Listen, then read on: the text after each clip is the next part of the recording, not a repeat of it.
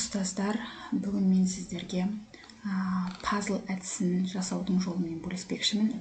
Яғни, мынадай сияқты пазлдарды біз өзіміз жасай аламыз.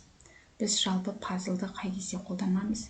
Яғни, осындай ұсақ қағаз қиындыларını беру арқылы оқушылар сабақтың тақырыбын анықтайды, немесе сол бойынша топтарға бөлініп жатады, немесе оқушылардың ұшқыр ойын, логикалық қабілетін, қызығушылықтарын арттыру үшін көбінесе біз қолданамыз.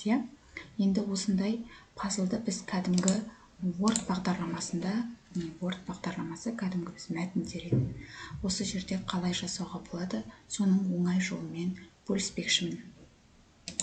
Алдымен біз бірінші қандай нұсқада жасаймыз пазлымызды. Мәселен, домалақ пішінде жасаймыз ба пазлымызды. Онда бізге круговой шаблон қажет болады. Круговой пазл деймізде шаблон деп жазамыз да. Егер домалақ пішінде шаблон жасайтын болсақ. Сосын мынадай сияқты бір өзімізге картинкеге барып, қандай сізге шаблон қажет болады. Мысалы, домалақ пішіндегі қажет болатын болса, осылай осыны сохранить етіп аламыз. Сохранить картинку деп рабочий столымызға сохранить етіп аламыз. Содан кейін біз нені жасаймыз? Мәселен, бір жемістер және көкөністер деген тақырыпта, мысалы, алманың суретін құрастырып шығу мүмкін. Мысалыға да, круглые яблоки деп жазайын. Мысалы. Осы жерден біз бір өзімізге ұнаған алманың суретін таңдап аламыз. Мәселен, мына алманы алайық. Оны рабочий столымызға сохранить етіп алайық. Енді біз кәдімгі Word бағдарламасын ашамыз да, осы жерге алдымен жаңағы алмамыздың, жүктеп алған алмамыздың суретін алып келеміз. Менде бұл жерде міне алманың суреті тұр. Копировать етіп алдым.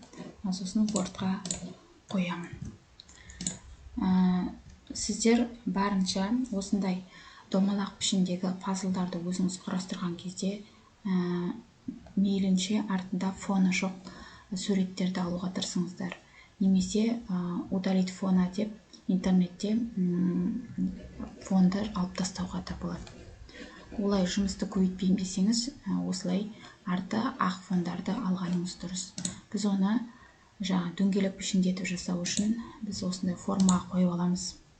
Дөңгелек етіп жан-жағына пішін шығарып алдық. Мына жердегі көлеңкесін алып тастасақ болады. Эффект для рисунка дегенге барамыз, нет тени дейміз. Болды. Енді біз жаңағы домалақ пішінді пазлымызды алып аламыз. Сосын мынаның үстіне алып келеміз. Қойдық. Сосын мына жерде еркін қозғалту үшін рисунок бізде қазір сурет еркін қозғалмай тұр. Обтекание текстін деймізде по контуру дейміз. Сосын мынаны да обтекание текстін қойып алайық. Мына яблоканы да еркін қозғалу үшін. Осылай алып келеміз. Қазір мен кішірейтіп алайын. Алманы мында алып келем. Сосын барам да мына алманы артқы фонға қойып тастайын. Мына задний план деп. Мына пазлды біз бетіне шығарамыз. Енді пазлды мына суретіміздің дөңгелек пішіннің размеріне сәйкес келетіндей үлкейтеміз. Үлкейді. Алманы да үлкейтсек болады. Кішкене үлкейтеміз. Тағы да пазлды қозғаймыз осылай.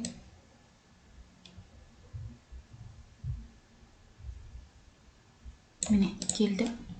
Дәл осындай етіп, осыны принтерден шығарамыз да, оқушыларға қиындылар арқылы бөлесізде, осы жерде ненің суреті шығады деп, сурет қиындыларын ұсынсаңыз болады.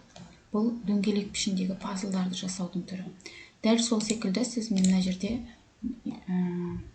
қолданған сабақта, мысалы, компьютердің суретін шығару керек. Ол кезде мына 4 бұрыш пішінде бергенмін.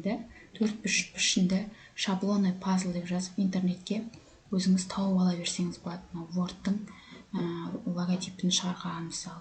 Осылай әрі қарай өзіңіздің фантазияңызға байланысты суреттерді, пазлдардың шаблондарын жүктеп алып жасай берсеңіз болады. Қателеріңізге жарасын.